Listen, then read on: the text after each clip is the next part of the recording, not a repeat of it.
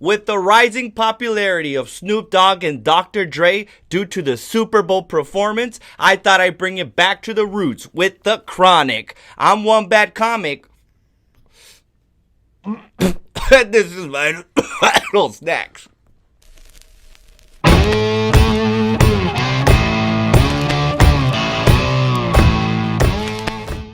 What's up, vinyl heads? Welcome to another episode of VINYL SNAX. I'm your host, One Bad Comic.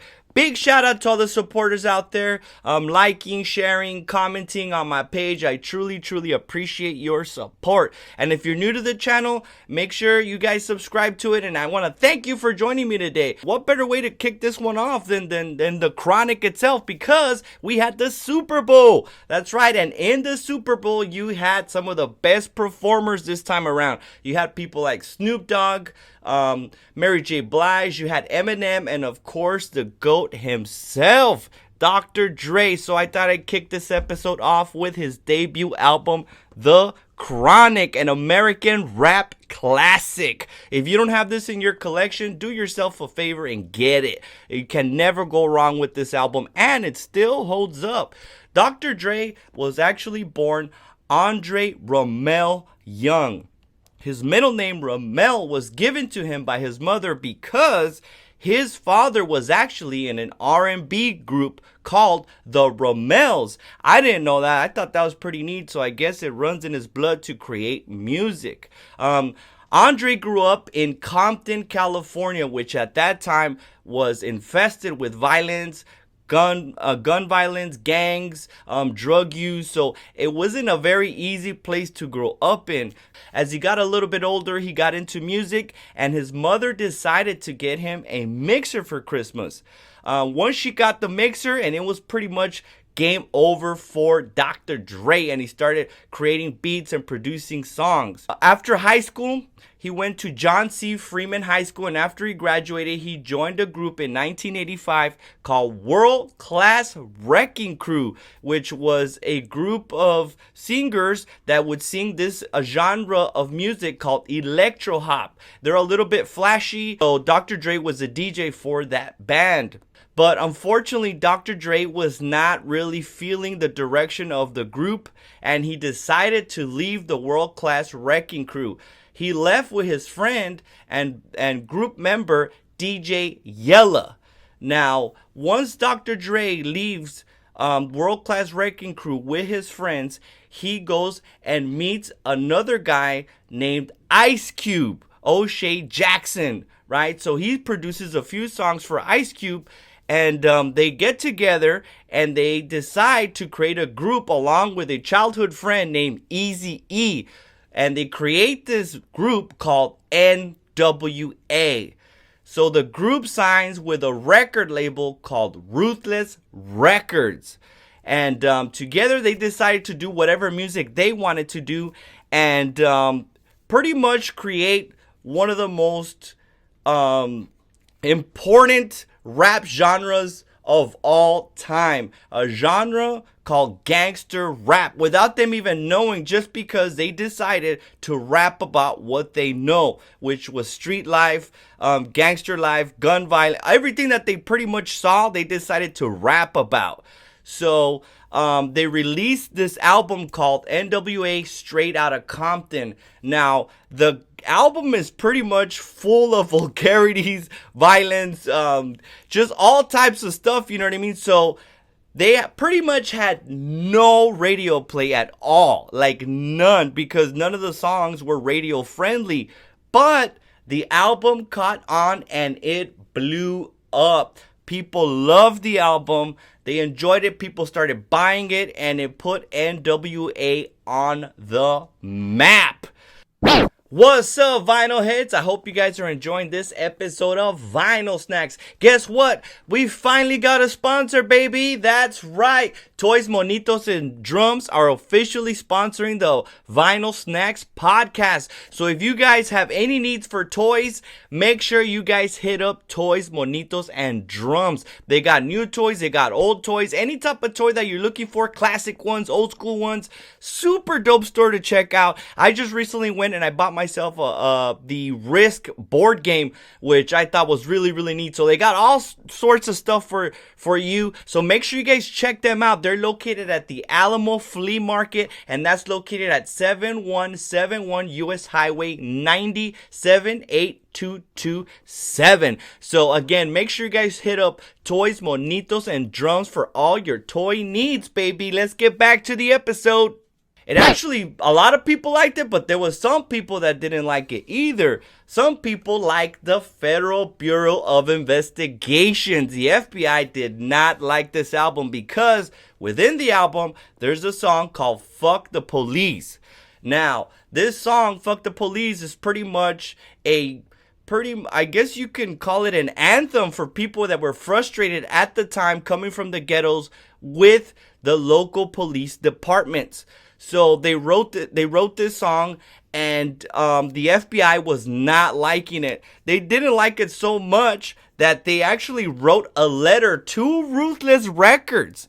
In the letter, they actually a little piece of the letter. It's from the assistant director of the FBI, guys. That's insane. Out of a song. He wrote, I wanted you to be aware of the FBI's position relative to this song and its message. I believe my views reflect the opinion of the entire law enforcement community. So they just were not. It was so bad that NWA wasn't even able to get police to do security at their shows. So they were kind of protesting against them. So there was a lot of controversy within the album. But again, the group just blows up, and they're doing really good. Unfortunately, as time passed, there was conflict of interest, and some people didn't like where the group was going, and we had financial disagreements. So Ice Cube decides to leave the group in 1989. So Ice Cube leaves NWA Records and leaves them with the remaining members. A couple of years later after that, Dr. Dre decides to leave NWA, and he meets this other guy through his rapper friend named the DOC, named Suge Knight. Then Dr. Dre creates a record label called Death Row Records, which is a very infamous record label. We've all heard about the beef. We've all heard about the drama. We're actually going to do a special Vinyl Snacks on Death Row Records, but for now we're just going to stick to Dr. Dre. So he creates Death Row Records with Suge Knight, and he starts to work on his first debut album. After a couple of months, he releases this album right here on December 15th, 1992, The Chronic, which got a massive amount of reception from so many people. It was something that nobody's ever heard before. It was such a good album. Not only was it a good album, but he had amazing features on it. So a lot of new rappers got to be on this specific album. Rappers like Snoop Dogg, who features on a lot of the songs. Nate Dogg, Lady of Rage. So the album came with a lot of good artists that blew up on their own after this. So that was really neat. The Chronic album, if you notice on the front cover of it, it's got Dr. Dre on it. It's a picture of him. It says Dr. Dre on the top and The Chronic at the bottom.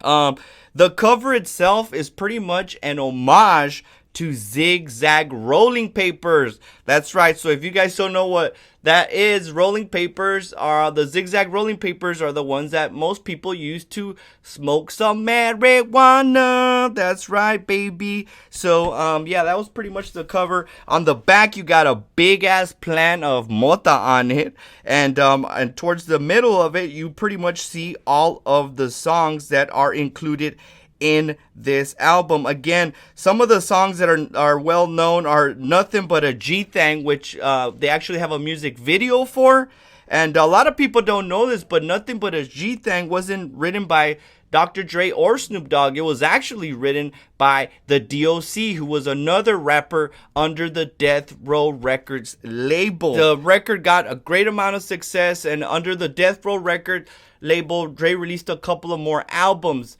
After a while, Dr. Dre decided to leave Death Row Records because he wasn't getting along with his co-owner Suge Knight, and Suge Knight wasn't a very nice guy, so he kind of gave him hell for it, and eventually Dr. Dre had to make a decision to pretty much lose all his royalties from this specific album in order to leave Death Row Records and create his own record label, Aftermath. So pretty much Dr. Dre had to give up everything so that he can leave the record label, which he did, and he goes on to create Aftermath. But it wasn't until another rapper came around named Eminem, which Dr. Dre signed, and he produced his album, the Slim Shady LP, which again was one of the biggest albums at the time, and that pretty much revived Dr. Dre's career and cemented him as one of the best producers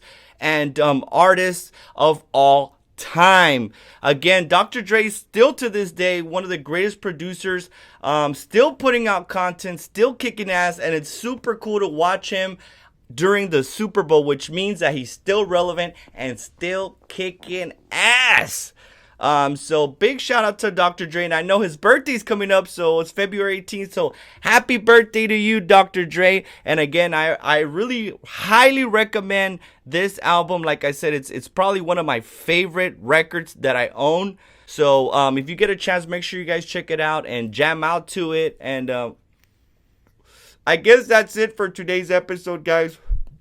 Thank you very much for joining me today. I hope you guys have a wonderful day. And I guess I'll see you guys on the next episode, baby. Peace.